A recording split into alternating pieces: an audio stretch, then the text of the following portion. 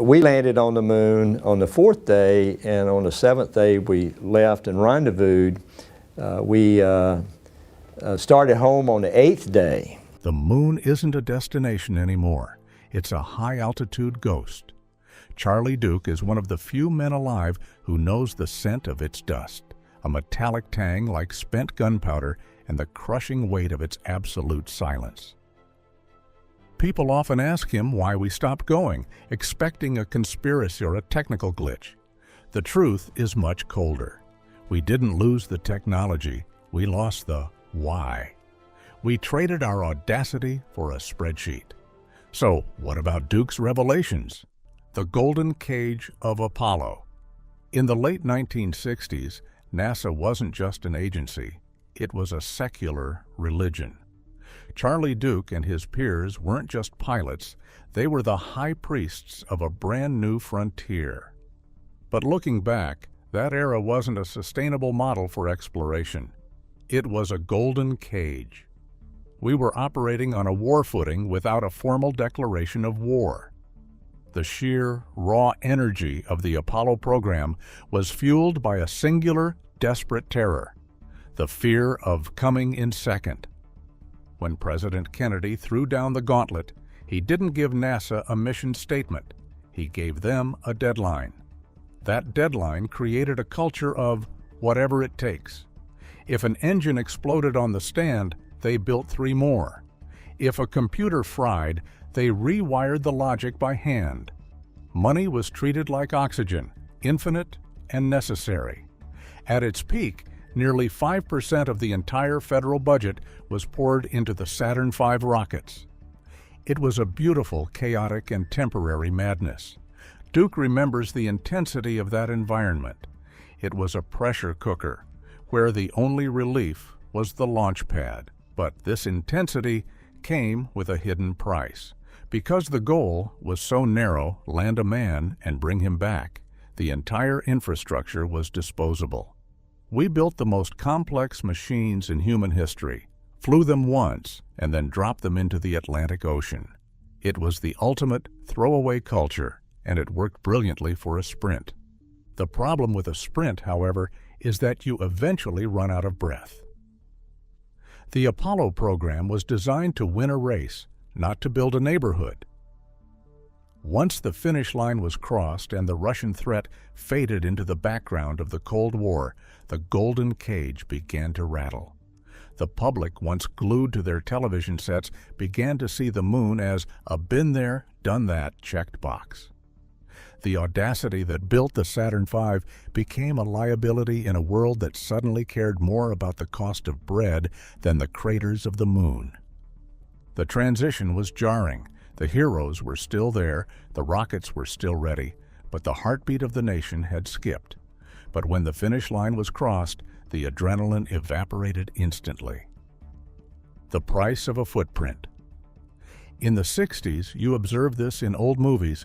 The moon was a dream, but by 1972, it had become a line item. This is the part of the story that doesn't make the glossy history books, the cold, hard math of gravity. Every time Charlie Duke and his crew took a step on the lunar surface, they were standing on a mountain of tax dollars so vast it defied easy explanation. The total bill for the Apollo program eventually topped $25 billion. Roughly $260 billion in today's money. At the height of the effort, NASA was consuming nearly 4.5% of the entire federal budget. To put that in perspective, NASA's current slice of the pie is usually less than half of 1%. Charlie often reflects on the shift in the national mood. In the early days, the expense was a point of pride, a symbol of American dominance. But as the 70s dawned, the why started to feel much smaller than the how much. The United States was bleeding money into the Vietnam War, and our own cities were boiling with civil unrest and economic stagnation. For the average person struggling to buy a loaf of bread or fill a gas tank, a 3-day trip to a gray rock started to look like an embarrassing national self-indulgence. The political math changed even faster than the economics. President Nixon didn't see the moon as a frontier. He saw it as a Kennedy-era legacy that was draining his resources. He famously told his aides that he didn't see the need to go back 6 more times. The public, once paralyzed with awe during Apollo 11, was now changing the channel. By the time Duke's Apollo 16 mission launched, the television networks weren't even broadcasting the entire moonwalk live. We had become bored with the miraculous. This is the price of a footprint that Charlie Duke speaks of, not just the dollars, but the emotional cost. We built a bridge to the stars, but we forgot to build a reason to keep crossing it. The infrastructure was there. The Saturn V was the most reliable beast in the stable, and 3 more missions, Apollos 18, 19, and 20, were already bought and paid for. But the hardware was sacrificed to the budget gods. The rockets were turned into museum pieces, and the dream of a permanent lunar base was traded for the space shuttle, a bus designed to stay close to home. Money was the fuel, but when the political will ran dry, the engine stayed cold. Money was the fuel, but politics was the engine, and the engine was seized. The flags and footprints trap. The greatest tragedy of the Apollo era wasn't that it ended, it was how it was framed. NASA had mastered the art of the arrival, but it hadn't even begun to think about the art of the stay. Charlie Duke often points out that the missions were designed as exquisite, high-stakes reconnaissance. We went to prove we could do it, to plant a flag, and to scoop up enough rocks to keep geologists busy for a century. We treated the moon like a wilderness survival trek rather than the first step of a planetary migration. This created what historians now call the flags and footprints trap. Because the objective was so narrow, beating the Soviets to the surface, the entire architecture of the program was a dead end. We used a lunar orbit rendezvous method, which was the fastest way to get 2 men to the dust, but the most inefficient way to build a presence. Everything was discarded. The descent stages of the lunar modules were left to rot in the vacuum. The command modules were scorched in re-entry and retired to museums. We were essentially building a billion-dollar bridge and burning it behind us every single time we crossed. Charlie recalls the been there, done that sentiment that began to permeate Washington, D.C. as soon as Neil Armstrong's boot hit the soil. Once the flag was upright and the footprints were pressed into the ancient regolith, the psychological mission was complete for the average American voter. The moon transitioned from a mysterious, unreachable goddess to a checked box on a Cold War to-do list. The public didn't see the moon as a gateway to Mars or a laboratory for the future. They saw it as a very expensive desert. The Apollo missions were a sprint, but you cannot live in a sprint. To stay on the moon, we needed gas stations in orbit, modular habitats on the surface, and a way to turn lunar ice into rocket fuel. None of that was in the budget because none of it was necessary to win the race. We built a Ferrari to win a single drag race, but we never bothered to pave a road. When the race was over, we parked the car and walked away. This trap meant that any return trip would require starting almost entirely from scratch. You couldn't just go back in 1980. You would have had to reinvent the entire industrial complex that supported the Saturn V. The specialized tooling was gone, the engineers were retiring, and the political appetite for a second sprint was non-existent. We had convinced the world that the moon was a place for heroes to visit, not for humans to live. By making the moon look easy, we made it look redundant. We treated the lunar surface like a vacation spot rather than a new home, and that made the return trip feel like an expensive repeat of a movie everyone had already seen. We treated the moon like a vacation spot rather than a new home, and that made the return trip feel redundant. Risk, the modern ghost. Charlie Duke remembers the feeling of sitting on top of a Saturn V like it was yesterday. It wasn't just sitting on a rocket, it was sitting on a controlled explosion held together by the lowest bidder. In 1972, we didn't have the luxury of zero risk. We had slide rules, guts, and a mission that was bigger than any one man's life. Back then, the mission was the thing. If you didn't come home, it was a tragedy. But it was a tragedy the nation was prepared to absorb for the sake of the frontier. Today, that cowboy spirit has been replaced by a modern ghost, the paralyzing fear of failure. This is the shift Charlie speaks of most passionately. In the Apollo days, NASA was an engineering hub that moved fast and broke things.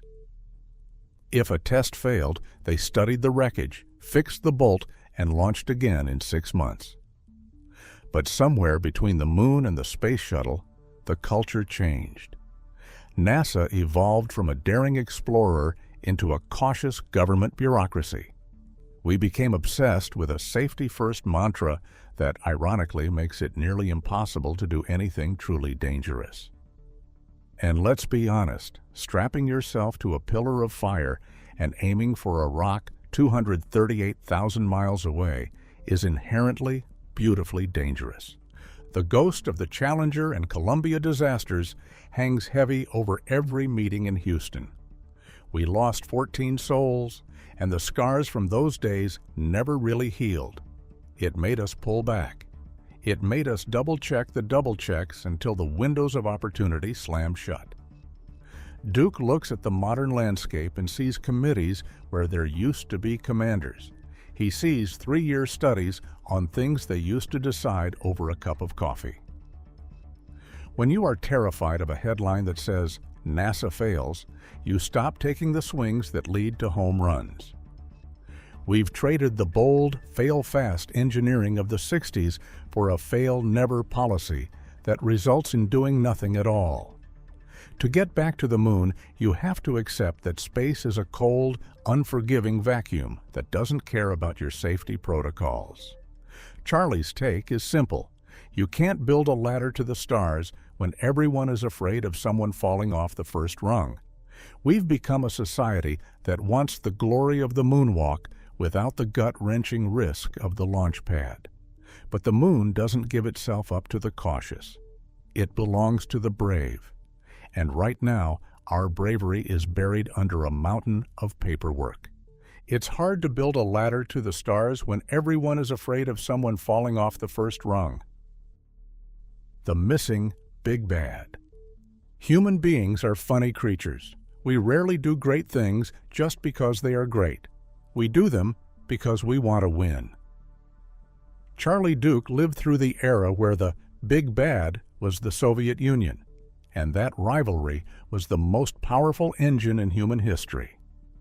Every time a Russian cosmonaut beeped from orbit, America felt a collective shiver down its spine.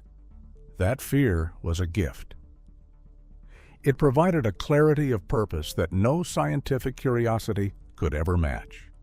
We weren't going to the moon to study ancient basalt. We were going to plant a flag so the other guys couldn't.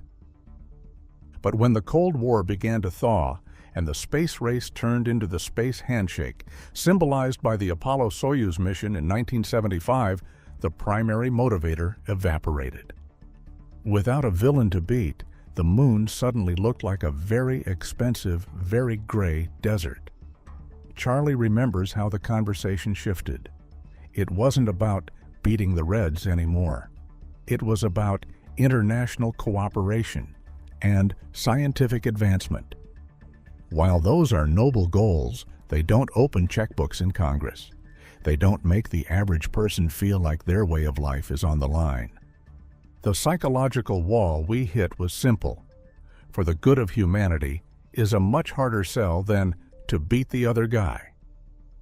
Without a rival breathing down our necks, the inherent dangers and astronomical costs of lunar travel became impossible to justify to a weary public. We lost the urgency. Space became a luxury rather than a necessity. For decades, NASA tried to find a new why, but because it's there, just wasn't enough to compete with the pressing problems of a changing Earth. The moon became a lonely outpost in our collective memory. We had conquered it, and in the absence of a competitor trying to take it from us, we simply lost interest. It's a bit like climbing a mountain just to prove you can, and then never looking at the peak again once you've come back down. Charlie's insight is that we need a spark, a reason to look up and feel that old competitive fire again. We've spent 50 years in a vacuum of motivation, waiting for a new reason to care about the dust. But the silence is finally starting to crack, and it's not coming from the government. The new horizon, commercial versus national. For nearly 50 years, the moon was a museum, a place where the airless silence was only broken by the ghosts of 12 men. But Charlie Duke has lived long enough to see the landscape change. He's seen the baton pass from the government suits in Washington to the visionary and sometimes volatile billionaires in Silicon Valley and South Texas. This is the new why that Duke recognizes. We are no longer going back because a president gave a speech. We are going back because it has finally become a viable business. The pivot from exploration to infrastructure is the most significant shift since Charlie left his boots in the lunar dust. In the Apollo days, everything was bespoke. Every bolt was a national treasure. But as Duke looks at the work being done by SpaceX, Blue Origin, and a host of smaller startups, he sees a different philosophy. He sees the cowboy spirit he loved so much in 1972 being reborn in the private sector. Companies like SpaceX don't wait for a 10-year committee study to test a landing leg.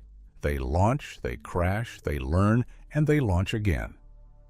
This fail-fast mentality is the only thing that could ever break the bureaucratic stalemate that kept us grounded for 5 decades. It's a return to the audacity of the 60s, but with a commercial heartbeat. Duke often talks about the difference between a visit and a residency. The government missions of the past were visits, spectacular, expensive, and brief. But the new commercial horizon is about building a permanent presence. We aren't just looking for rocks anymore.